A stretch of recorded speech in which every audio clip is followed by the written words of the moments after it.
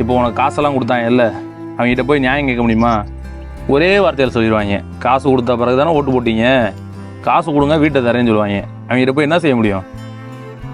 தம்பி தம்பி என்னங்கய்யா, இருந்த வீட்டை தான் பிடிங்கிட்டீங்க, என்கிட்ட இருக்குது இந்த பெட்டி தான், இதையும் தரணுமா?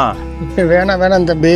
தம்பி உங்கள் வீட்டுக்கு முன்னாடி சிசிடிவி கேமரா மாட்டிருக்கீங்களப்பா, அதுலேருந்து வீடியோ வைரல் ஆயிடுச்சுப்பா. கட்சி மேலிட வரைக்கும் போயிடுச்சு, எங்களை கிளின்னு கிளிக்கிறாங்க. அதான் தம்பி உங்கள் வீடை உங்கள்கிட்ட திருப்பி கொடுக்குறக்கா வந்திருக்கோம். இந்த உங்கள் வீடை நீங்கள் வாங்கிக்கிங்க. நீங்கள் ஒரே ஒரு உதவி மட்டும் பண்ணணும்.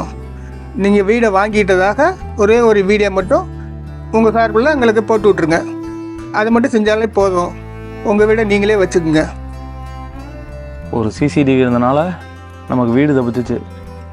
அப்போ இல்லாதவங்க நிலமை யாருக்கு தெரியும்? சரி, சாமிக்கு தான் தெரியும். பார்த்து